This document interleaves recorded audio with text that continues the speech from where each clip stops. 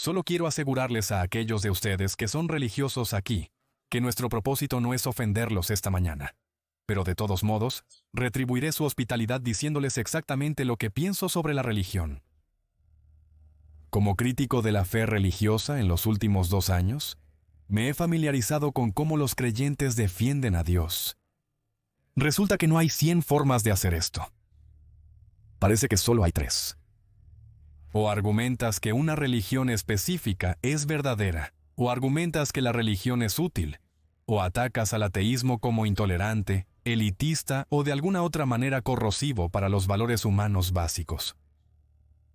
En debates sobre la validez de la religión, el único argumento relevante es que una religión en particular es verdadera, ya que lógicamente no todas pueden serlo simultáneamente.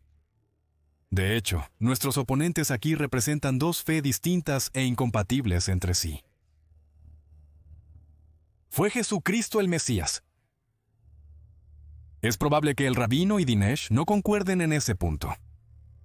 Como señaló Bertrand Russell hace más de un siglo. Incluso si una religión fuera perfectamente verdadera, dada la multiplicidad de fe y su incompatibilidad mutua, todos los creyentes deberían esperar la condenación por probabilidad. Afortunadamente, no hay evidencia alguna de que el infierno cristiano exista. Y creo que deberíamos mirar las consecuencias de creer en este marco teísta, en este mundo, y cuáles serían realmente estos cimientos morales. 9 millones de niños mueren cada año antes de alcanzar los 5 años de edad.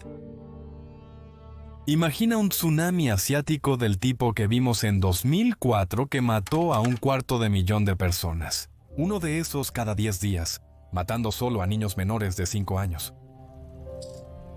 Son 24.000 niños al día, 1.000 por hora, aproximadamente 17 por minuto. Eso significa que antes de que pueda llegar al final de esta frase, es muy probable que algunos niños hayan muerto en terror y agonía. Piensa en los padres de estos niños. Piensa en el hecho de que la mayoría de estos hombres y mujeres creen en Dios y están rezando en este momento para que sus hijos sean perdonados y sus oraciones no serán respondidas. Pero según el Dr. Craig, todo esto es parte del plan de Dios.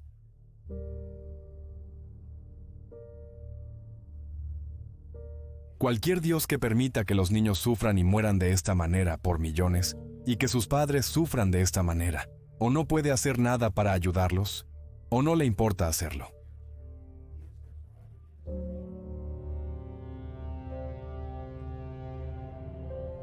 Y peor aún, según la visión del Dr. Craig, la mayoría de estas personas, ciertamente muchas de estas personas, irán al infierno porque están rezando al Dios equivocado. Solo piensa en eso. Sin culpa alguna de su parte, nacieron en la cultura equivocada, donde obtuvieron la teología incorrecta y se perdieron la revelación. Actualmente, India tiene 1.200 millones de habitantes, la mayoría de los cuales son hindúes y politeístas. En el mundo del Dr. Craig, no importa la bondad de las personas, su destino está sellado. Si estás rezando al dios mono Hanuman, estás condenado. Serás torturado en el infierno por la eternidad. Ahora, ¿existe la más mínima evidencia de esto? No. Solo lo dice en Marcos 9 y Mateo 13 y Apocalipsis 14. Quizás recuerdes del Señor de los Anillos. Dice que cuando los elfos mueren, van a Valinor, pero pueden renacer en la Tierra Media. Lo menciono solo como comparación. Así que Dios creó el aislamiento cultural de los hindúes. Él diseñó la circunstancia de sus muertes en ignorancia de la revelación. Y luego creó la pena por esta ignorancia, que es una eternidad de tormento consciente en el fuego. Las creencias no son como la ropa. La comodidad, la utilidad y la atracción no pueden ser nuestros criterios conscientes para adoptarlas. Para creer una proposición, tienes que creer que tienes buenas razones para creerla. Y el efecto que esta creencia tendrá en tu vida no puede estar entre esas razones. Esto es estar nublado por el sesgo.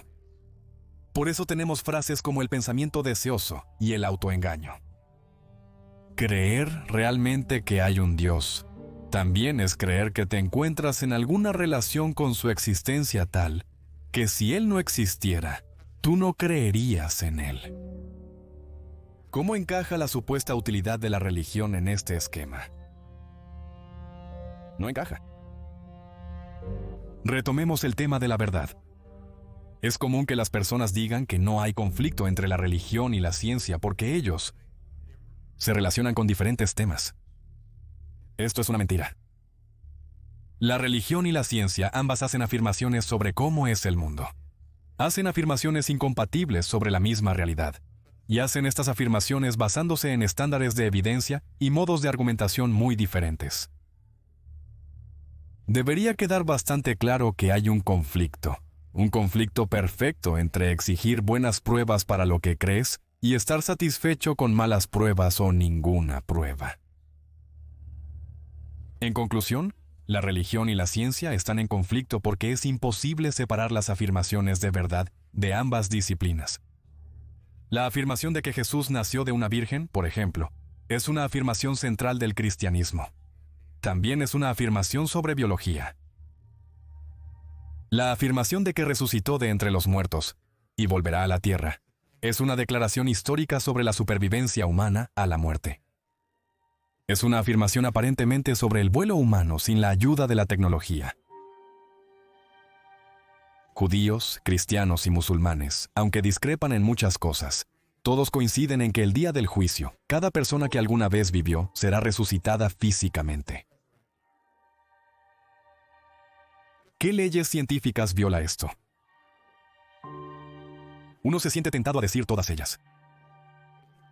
Si las afirmaciones básicas de la religión son verdaderas, la ciencia es tan ciega a esta realidad subyacente, y las leyes de la naturaleza son tan susceptibles a la modificación sobrenatural que hacen que toda la empresa de la ciencia sea ridícula. Si por otro lado las afirmaciones básicas de la religión son falsas, la mayoría de las personas en este planeta están profundamente confundidas acerca de la naturaleza de la realidad y acosadas por esperanzas y miedos irracionales. Muchas personas están desperdiciando sus vidas y propagando ilusiones, con frecuentes resultados trágicos. Me parece que ninguna persona pensante puede ser indiferente entre los dos lados de esta dicotomía. Ahora, a menudo se imagina que los no creyentes como yo debemos estar en principio cerrados a la vida espiritual. Esto no es cierto. Puedes tener una vida espiritual y ética profunda sin mentirte a ti mismo o a tus hijos sobre la naturaleza de la realidad, sin pretender saber cosas que no sabes. No hay nada que impida a un no creyente experimentar el éxtasis, y amor trascendental y rapto y asombro. De hecho, no hay nada que impida a un no creyente entrar en una cueva y practicar meditación por un año como un místico adecuado. Lo que los no creyentes no suelen hacer es hacer afirmaciones injustificadas e injustificables sobre la naturaleza del cosmos y sobre el origen divino de ciertos libros en base a esas experiencias. Esa es una diferencia que vale la pena notar. Pero quiero sugerirte que cualquier cosa que sea cierta sobre nuestra situación, ética y espiritualmente, puede descubrirse ahora y puede hablarse en un lenguaje compatible con nuestro creciente entendimiento científico del mundo y de la mente humana. Cualquier descubrimiento que haya por hacer sobre cómo maximizar el bienestar humano puede hablarse en un lenguaje que no sea un insulto directo a todo lo que hemos llegado a conocer en los últimos 2000 años. Y suscribirse a una de las religiones de la Edad de Hierro, como el cristianismo, el judaísmo y el islam, es hacer la afirmación tácita de que eso es imposible, de que de hecho no hay forma de entender nuestra circunstancia, utilizando las herramientas de nuestra comprensión moderna del mundo, que se necesita cierta medida de superstición, cierta medida de mitología, que tenemos que mentir, solo esto mucho. El punto es, podemos colocar nuestro confianza solo en la conversación humana. Y la pregunta es, ¿quieres colocarlo en una conversación del siglo XXI, donde tenemos toda la literatura y el aprendizaje del mundo disponibles para nosotros? ¿O quieres colocarlo en una conversación del primer siglo, o una conversación del séptimo siglo, como se conserva en uno de nuestros libros sagrados? Y por favor nota el doble estándar que personas como el Dr. Craig usan para exonerar a Dios de todo este mal. Está bien, nos dicen que Dios es amoroso, amable, justo e intrínsecamente bueno. Pero cuando alguien como yo señala la evidencia bastante obvia y convincente de que Dios es cruel e injusto, porque inflige sufrimiento a personas inocentes, de un alcance y escala que avergonzaría al psicópata más ambicioso. Nos dicen que Dios es misterioso. ¿Quién puede entender la voluntad de Dios? Y sin embargo, precisamente este entendimiento meramente humano de la voluntad de Dios es precisamente lo que los creyentes usan para establecer su bondad en primer lugar. Algo bueno le ocurre a un cristiano. Siente algún éxtasis mientras ora, digamos, o ve algún cambio positivo en su vida, y se nos dice que Dios es bueno.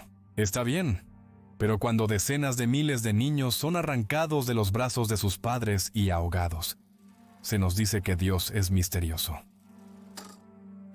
Así se juega tenis sin la red.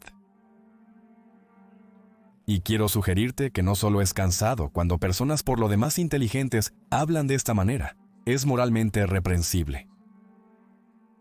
Antes de concluir, quiero ofrecer dos contraargumentos desde la perspectiva religiosa a algunos de los planteamientos de Sam, e invito a discutirlos en los comentarios.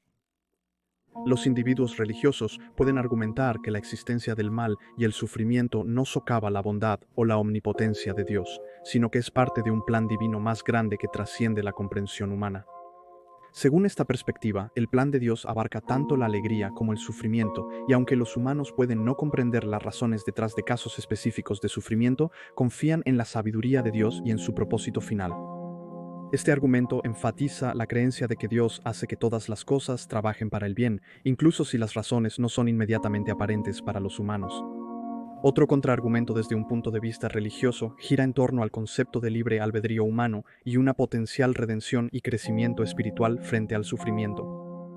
Los creyentes religiosos pueden afirmar que Dios otorgó a los humanos el libre albedrío como un aspecto fundamental de su existencia, permitiéndoles tomar decisiones que pueden llevar a resultados tanto buenos como malos. Aunque el sufrimiento puede resultar del mal uso humano del libre albedrío o de eventos naturales, también presenta oportunidades para que los individuos ejerzan compasión, resiliencia y fe. Además, el sufrimiento puede servir como catalizador para el crecimiento espiritual y una comprensión más profunda de la propia relación con Dios. Desde esta perspectiva, la existencia del mal no socava la bondad de Dios, sino que subraya la complejidad de la condición humana y el poder transformador de la fe y la redención. Estos contraargumentos destacan las formas en las que los individuos religiosos pueden reconciliar el problema del mal con su creencia en una deidad benevolente y omnipotente, enfatizando temas como la providencia divina, la agencia humana y el potencial para el crecimiento espiritual frente a la adversidad. Si deseas apoyar este canal en la promoción de la ciencia, el pensamiento crítico, el humanismo y una visión secular del mundo, puedes hacerlo donando en nuestro Patreon. Muchas gracias por ver y espero que tengas un día maravilloso.